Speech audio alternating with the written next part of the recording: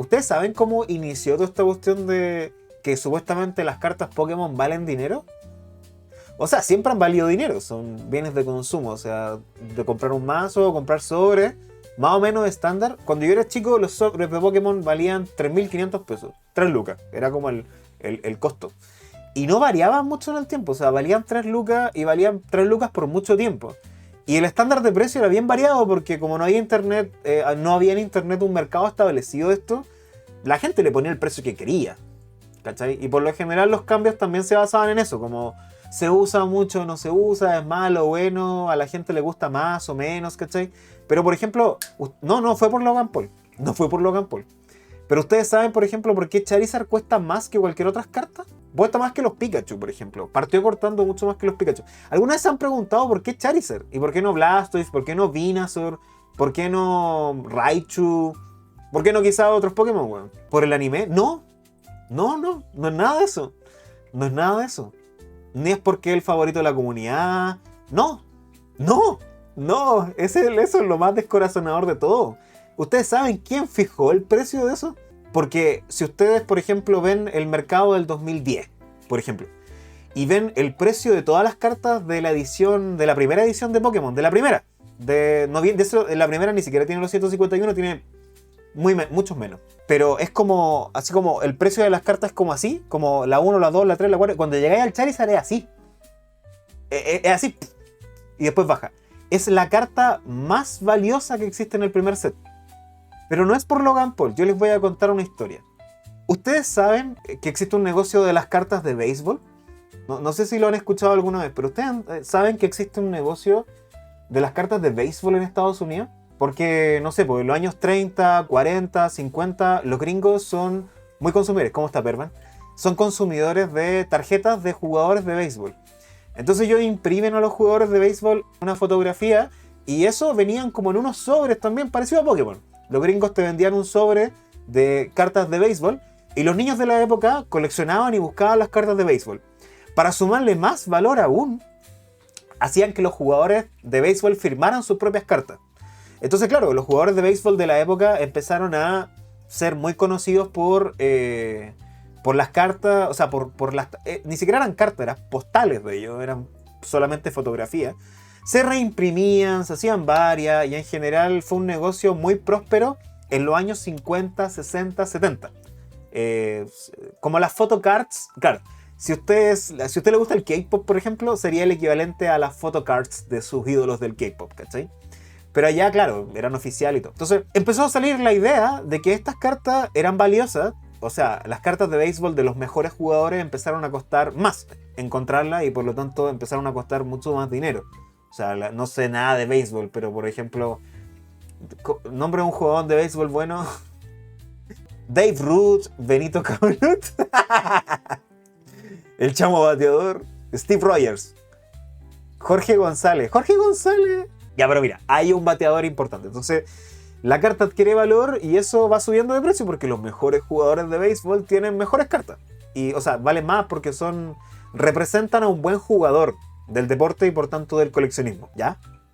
Vamos ahí. A un man, cuyo nombre no recuerdo en este momento, se le ocurrió la gran idea de convertirlos, o sea, ¿cómo diferencio, por ejemplo? Porque tenía el primer factor diferenciador de precio entre los jugadores de béisbol, síganme en la idea. El jugador de béisbol, en la medida de que el jugador de béisbol es mejor, la carta es más valiosa. Entonces, alguien se le prendió el foco y dijo, bueno, igual son cartones. Igual están impresos como en un cartón, ¿cachai?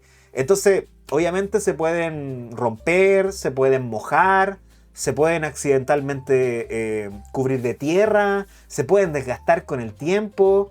Y en el fondo, claro, puede estar mal impreso la carta de béisbol. O sea, no es lo mismo una carta de béisbol que está perfectamente centrada a una carta de béisbol que está simplemente impresa como salga la wea. Entonces hay un man en Estados Unidos que se le ocurrió la brillante idea, porque yo lo encuentro de verdad brillante, de el gradeo de cartas de béisbol. Me están siguiendo la idea, ¿cierto? Entonces a alguien en Estados Unidos se le ocurrió la genial idea de gradear las cartas de béisbol. ¿Qué significa gradear? Significa colocarle una nota de 1 al 10 a la carta el cual 1 es una carta en pésimo estado y el 10 es una carta perfecta. Nueva, centrada, con sus colores correctos, sin desgastes de sol, sin manchas, nada. Entonces el gringo dijo ya, y para hacer que esa carta en el fondo no cambiaran el tiempo, la metió en una caja de plástico. Y ahí nace PSA. Me están siguiendo la idea, ¿cierto? Negocio de las cartas se crea y de manera independiente hay un man que se le prendió el foco y dijo, voy a crear la empresa PSA. Y ahí nace PSA, que hoy en día PSA es la empresa de gradeo más prestigiosa y más grande que existe a nivel mundial. Porque el gringo es pionero en esta web. Entonces, no solamente con eso, claro, como los guatas de videojuegos retro, exacto. De hecho, de ahí viene. PSA se crea y empiezan a gradear las cartas y las meten en estas cajas de plástico que ustedes la han visto, que son... ¿Quién no la conoce? Quiero saber si alguien no la conoce, pero es... lo metieron una carta en estos acrílicos y le puso un número del 1 al 10. Entonces, claro, tú le mandabas la carta a este man y este man le ponía una nota del 1 al 10. Y ahí, claro, se empezaron a vender las cartas gradeadas. Y por definición, una carta gradeada empezó a valer mucho más de lo que valía una carta no gradeada, o sea, una carta cartón, ¿cachai? Sin protección. A los coleccionistas les encantó esto. ¿Por qué? Porque era una manera de poder proteger su inversión, porque en el tiempo, claro, tenía cartas de los años 50 en los 80, o sea, cartas de 30 años de antigüedad, cuyo valor había aumentado en el tiempo por antigüedad, o sea, las cartas suben de precio por antigüedad, por stock, por historia de repente, por especulación, porque el beisbolista es mucho mejor rankeado que otro. Entonces a los coleccionistas les encantó esta wea y empezó a aprender muchísimo. Entonces se alargó al fútbol americano, al básquetbol y en general a cualquier carta de futbolista. Bueno, futbolistas no sé, porque estos son los deportes gringos. Entonces por lo menos el béisbol, el básquetbol y el fútbol americano terminaron siendo como los mayores caballitos de batalla del PSA en ese tiempo. Este man se hizo muy rico del año 78 en adelante hasta el año 90. Porque no solamente él inventó el gradeo, sino que además, como buen gringo, patentó a su nombre la caja de acrílico PSA. Él patentó la caja de acrílico PSA. Entonces cualquier persona que quisiera poner una empresa de gradeo, implícitamente en el precio de las cajitas de gradeo, tenía que pagarle a PSA una comisión. Porque PSA era dueño de la patente de la caja de acrílicos, donde va la carta dentro. Ojalá tuviera una caja de acrílicos para mostrarle, pero no tengo ninguna acá. Pero claro, entonces empezó a ganar por el negocio de gradeo y empezó a ganar por la caja de acrílicos. El tema es que, claro, el negocio despegó muchísimo, pero cuando ya entramos en los 90 y empezó, por ejemplo, el tema de los videojuegos y los niños ya no estaban tan interesados en el coleccionismo. Era un hobby de niños igual, pero los niños ya no coleccionaban en la época. ¿Por qué? Porque empezamos a jugar videojuegos, empezaron la moda de los arcades, ¿cachai? Y en el fondo todo fue quedando como en declive. O sea, obviamente se mantuvo en una generación que siguió coleccionando aquello y la siguió coleccionando en el tiempo. Y tenían valor, o sea, tenían valor porque iban avanzando. En eso pasan varios años y este man que crea el PSA, que crea este sistema de gradeo, tiene un hijo. Y este hijo se le ocurre la brillante idea y dijo, ¿qué weá? Perdón que lo diga así, pero en su idioma él lo dice así, lo dice sin ningún apego. Dice, ¿qué weá puedo meter en esta caja de acrílico que tenga valor en el tiempo? ¿Qué weá puedo meter acá que la gente quiera comprar? ¿Qué hizo este man? Buscó y le preguntó al hijo, le preguntó cuál es, empezó como a buscar qué había. Y en eso ve que el cabro chico suyo tenía una colección de Pokémon. Todo esto lo sé porque lo entrevistaron en un podcast en el 2012, donde él habla estas weas sin ningún tipo de filtro. Cosa que le pasó a la cuenta muchos años después porque se dieron cuenta del origen de este negocio, pero ya vamos a llegar ahí. Este man en este podcast habla de que él vio a su hijo jugando con cartas Pokémon y dijo, ok, empezó a ver que tenían colecciones y empezó a ver la similitud que había con la empresa de su padre, que gradeaba cartas de béisbol, con estos cartas Pokémon, ¿cachai? Que era un producto que se creó, como les digo, como un juego de cartas coleccionables, y coleccionables en el sentido de buscar a los Pokémon y atraparlos a todos, como que en el fondo la filosofía de eso está ahí. Él dice que ve al hijo jugando con cartas y se le ocurre la genial idea de pasearse por todas las tiendas de Estados Unidos comprando el Charizard de primera edición y cualquier Charizard que existiera. A precio huevo en esa época, a $60, porque eso valía el Charizard de primera edición. O sea, el Charizard de primera edición y otras cartas de primera edición tenían un valor que era un valor de juego, ¿cachai? Pero hasta ese momento a nadie se le había ocurrido que este elemento podría ser un elemento de especulación. Y a nadie todavía había unido los cabos en unir el PSA, o sea, el gradeo de cartas, con las cartas Pokémon. Entonces este weón cuenta que se dio una vuelta por todo Estados Unidos, yendo a todas las tiendas de cartas y comprando todos los Charizard, solo los Charizard. Porque, bueno, había muchas cartas, entonces el weón tuvo que elegir un Pokémon. Y le dijeron que los más populares eran Pikachu, Mewtwo y Charizard. El Mewtwo no lo eligió porque tenía menos números que el otro. Y el Pikachu era de menos valor que los otros porque brillaba menos. Entonces finalmente se queda con el Charizard. Y se paseó por... Esto fue en el año 2000. Se paseó por todas las tiendas de cartas de Estados Unidos. Él lo dice así. En todas las tiendas de cartas de Estados Unidos. Comprando solamente los Charizard de primera edición. Solo los Charizard de primera edición. O sea, primera y segunda edición y los que vienen. Todos. En $30, $20, $60, lo que valieran. Y los empezó a colocar todos en una carpeta. Así. Empezó a colocar todos los Charizard en una carpeta. Y aquí es donde viene la web. ¿Se acuerdan del programa del precio de la historia? ¿Se acuerdan del programa del precio de la historia? O sea, claro, todos conocemos el precio de la historia. Este caballero no es anónimo porque fue la primera persona que en el precio de la historia quiso ir a vender su colección de Charizard. Y esto está en el programa del precio de la historia. Entonces llegó a donde Rick y pidió una cantidad estúpida de dinero por su colección de Charizard. Y en las palabras de esta persona, no me acuerdo cuánto pidió por la cantidad de dinero por las Charizard que tenía.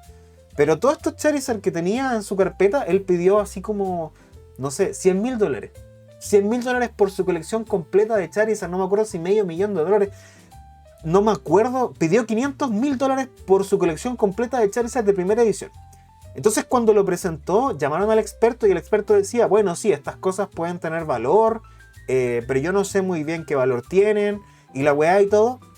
El tema es que este weón, en el programa, en el podcast que yo vi, en inglés, era un podcast de mierda por lo demás, el weón cuenta de que en el tiempo que no había podcast, porque en verdad era un video entrevista, el weón, es que en ese tiempo no había un negocio establecido de estas cartas, y no eran gradeadas por lo demás, eran solamente Charizards, ¿cachai? Entonces este weón le dice, claro, que no sabe qué valor tienen, y la verdad que $500,000 no valían en la época. En su conjunto, esas cartas, no sé, eran como 100 Charizard, deben haber valido en su conjunto unos $30,000 máximo, $30,000 máximo. Y el loco dijo, aunque me lo hubieran querido comprar, y esto, por favor, o sea, él lo dice, aunque me hubieran ofrecido el dinero que estaba pidiendo por los Charizard, no los habría vendido. Aunque me pidieran, aunque me hubieran dado el precio que estaba pidiendo por mi colección de Charizard, no los habría vendido. Porque el weón solamente fue al programa a establecer la idea en la mente de la gente, en uno de los mayores programas de coleccionismo, que existía un mercado en donde estas cartas valían esta cantidad de dinero. Entonces el man crea su propio mercado de cartas en donde él, como se paseó por todas las tiendas de cartas comprando los Charizard, se posiciona como el único oferente mayoritario de Charizards. Entonces la gente, cuando vio el precio de la historia, entró a una fiebre Pokémon. Y todos empezaron a buscar en sus cajas, empezaron a buscar en las casas de sus padres, en el ático, y buscando, weón, una cantidad de cartas, weón, y empezaron a salir, weón, un montón de cosas. ¿Qué pasó? Que no contento con eso, el man se negó a vender sus Charizard. Y por lo demás, como era dueño de PSA, o sea, su familia era dueña de PSA, de los acrílicos que yo les conté hace un rato, los empezó a gradear. Y por tanto ya no era la colección de Charizard entera en $500,000. Era un Charizard entre $100,000 y $300,000 por un Charizard gradeado PS10. Están entendiendo la historia, ¿no? Entonces, él es dueño, o su familia es dueña de la empresa PSA. Este man acapara la oferta ya antes de dar la idea de que este negocio, da dinero, se presenta en el precio de la historia y crea una burbuja de precio. Una vez que crea la burbuja, él ya previamente ya se había estoqueado de cartas y esos mismos Charizard empiezan a subir de precio de una manera descomunal. Las tiendas de cartas se dan cuenta que están sentados encima de oro y empieza el negocio de la especulación Pokémon. Empiezan a buscarse las cajas sin abrir y empieza la locura del Charizard. Empieza la locura, weón, de buscar el Charizard. Por eso el Charizard es la única carta de la primera edición que realmente supera la barrera como inconmensurable del valor. Porque fue la carta caballito de batalla de la especulación del Pokémon. Entonces, claro, este man se negó por muchísimo tiempo a vender su colección de Charizard y solo las vendía a coleccionistas privados y en privado. Aquí hay un detalle importante, porque no sé si han escuchado que las criptomonedas pasa lo mismo. O sea, hoy en día, cuando tú ves una noticia que un NFT se vendió por $500,000, un judío, bueno, un empresario Bitcoin, había comprado un NFT en 63, 64 millones de dólares, no me acuerdo exactamente cuánto dinero era. Y esa venta nunca fue real, o sea, se comprobó que esa venta fue una autoventa. En el fondo esa persona se autocompró o compró una billetera de otra persona. Y claro, el titular que dice, NFT se vende por 64 millones de dólares. ¿Y qué pasa con el resto de la gente? Dice, conche tu madre, estas weas dan plata. Entonces llegan un montón de personas comprando NFT y queriendo vender porque dicen, no, si esto vale porque hubo una persona que compró esto en 64 millones de dólares. Entonces el Charizard fue lo mismo. Esta persona fue al precio de la historia a vender su colección de Charizard y la colección de Charizard valía X. Toda la gente tuvo la idea de que eso valía y el man se acaparó la venta de Charizard. Entonces, claro, ahí empieza porque este weón, ahora sí, ahora entra Logan Paul. Este man fue el que le vendió a Logan Paul su Charizard. Entonces, claro, como es un coleccionista privado, yo les voy a hacer una pregunta, porque creo que valía $500,000 el Charizard PS10 primera edición. No me acuerdo si se lo vendió en $300,000 o en $500,000 a Logan Paul. En $300,000 o $500,000 creo que se lo vendió a Logan Paul. Ya, yo les hago una pregunta al corazón. Todos dicen que el Charizard supuestamente se vendió por $500,000. ¿Puedes corroborar aquello? O sea, ¿existe prueba tangible de que esa transacción se haya efectuado? Y, por ejemplo, se haya vendido por $250,000 a $500,000. ¿Existe una forma de comprobar de que efectivamente ese dinero se pagó? No existe forma de comprobar que ese haya sido realmente el precio. Porque es una venta privada por lo demás. Y no existe un mercado regulado de venta de activos. Las acciones que se venden de las empresas que están en la bolsa de comercio están en la bolsa de comercio porque los oferentes y los compradores ponen su fe en que la compra y la venta de acciones es legítima. Y todos saben a cuánto compran y cuánto venden y quién compra y quién vende y cómo se comprueba aquello. El negocio de las cartas no cuenta con un mercado público de oferta de cartas y no está regulado.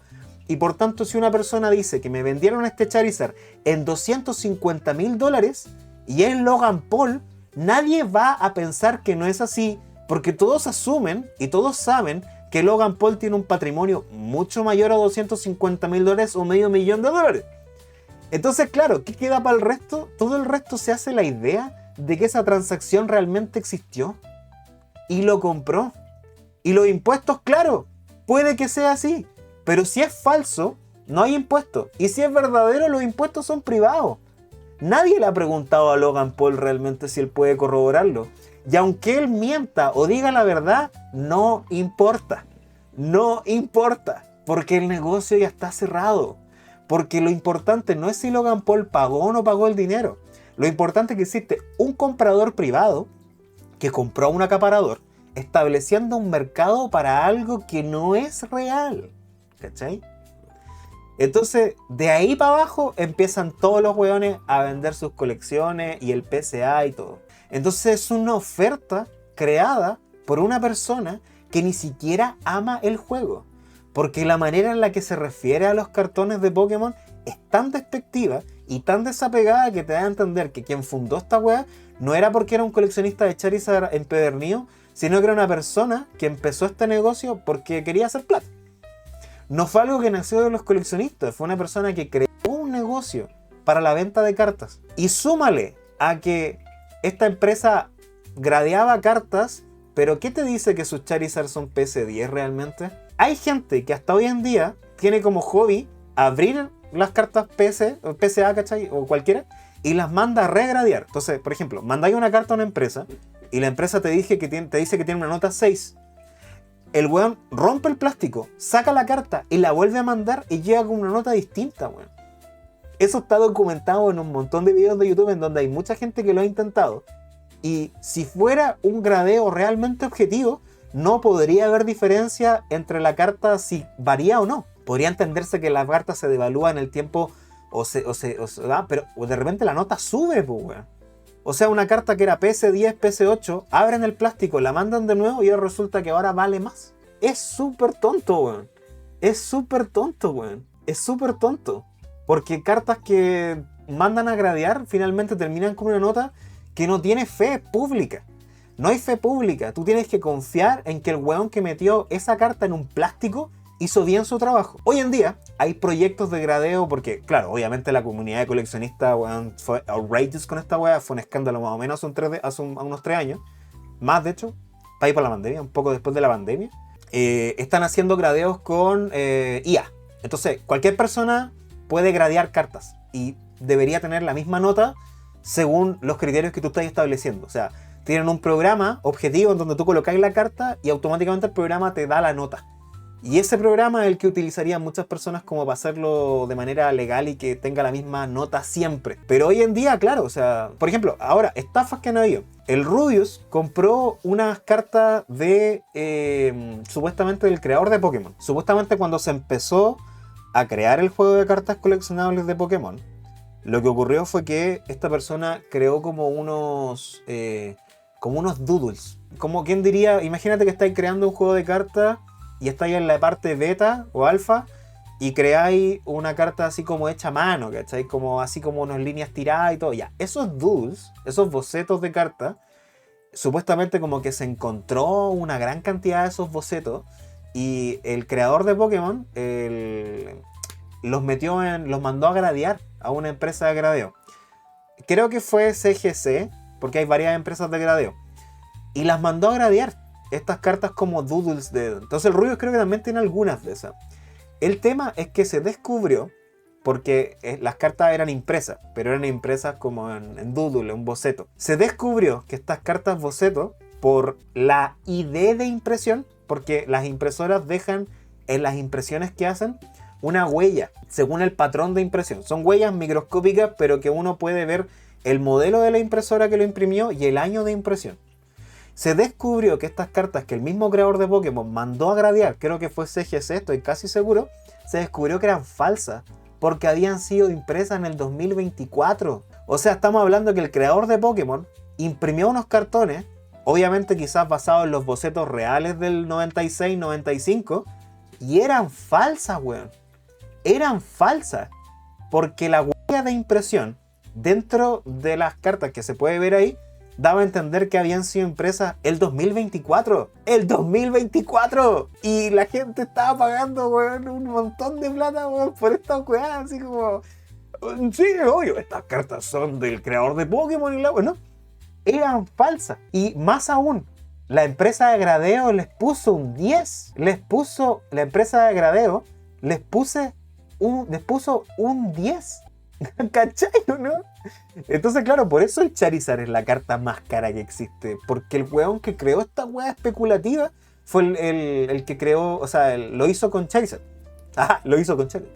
No, lo hizo con las cartas de Charizard, ¿cachai? Tan fácil estafar a los coleccionistas. Yo creo que en su tiempo era fácil estafar coleccionistas porque primero había mucha ignorancia respecto a cuánto valían realmente estas cosas. Y segundo, no le vaya a decir que no a un weón que te está diciendo que lo que tenéis guardado en tu caja de zapatos en tu pieza puede valer oro ahora, ¿cachai? Entonces, claro, la gente estaba contenta, como buena sociedad capitalista postmoderna, estábamos muy contentos de que en nuestra caja de zapatos de la infancia teníamos miles y miles de dólares guardados, ¿cachai? Entonces, claro, a toda esta gente que compra colecciones privadas de Charizard y todo, el loco vende un poco y cada cierto tiempo vende unas cuantas. Y sale la noticia de que un huevón pagó $300.000 por una carta de Charizard, ¿cachai? Pero realmente esa venta fue hecha con el objetivo de incentivarte a ti, consumidor final, a comprar los productos de coleccionismo, y el coleccionismo se fue inflando con ellos mismos.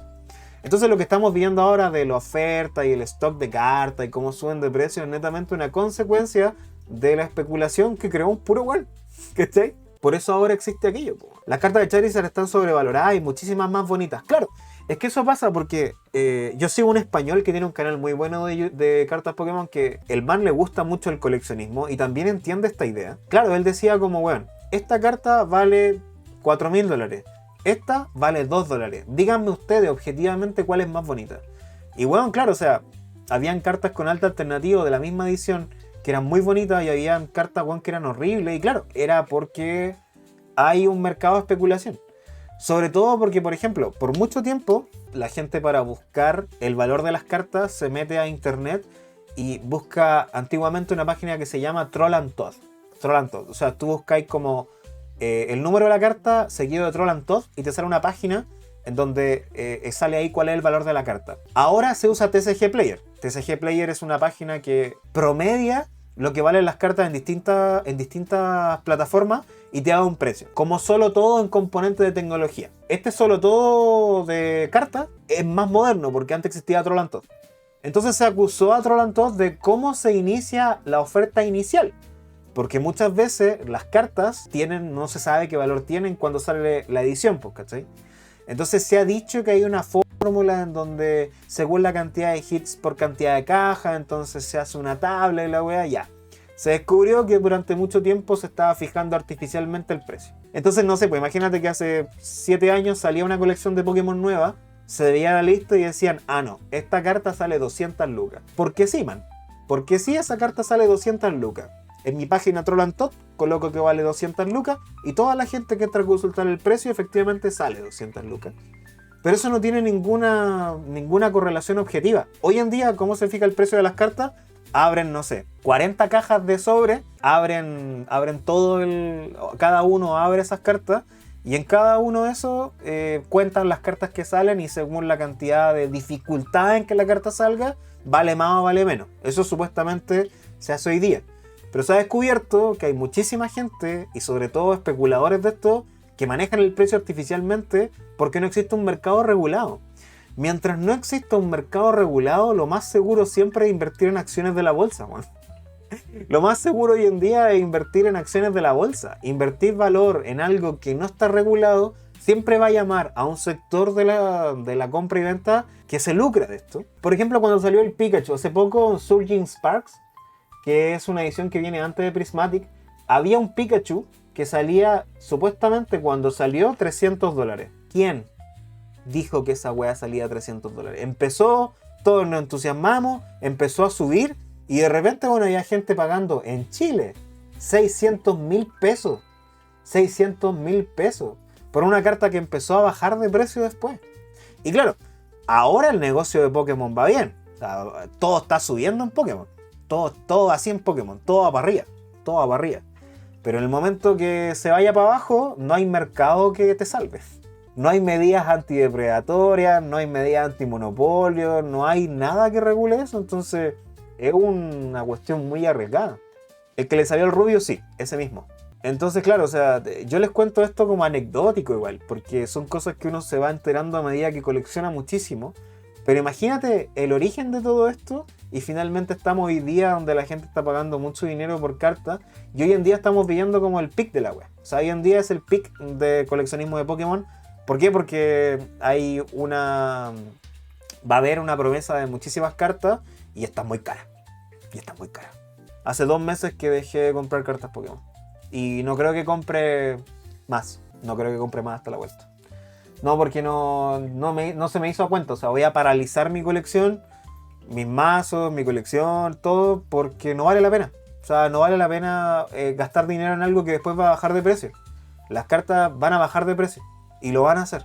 Y yo no quiero ser profeta de mal agüero, pero van a bajar. Y van a bajar en el corto plazo. De aquí a un año vamos a tener sobrestock de cartas Pokémon y la gente ya va a pasar la moda y van a moverse a otro objeto de especulación y a los años siguientes van a volver al Pokémon y vamos a volver a vivir esta burbuja. Y porque así es el capitalismo. Todo lo que pueda ser vendido será vendido.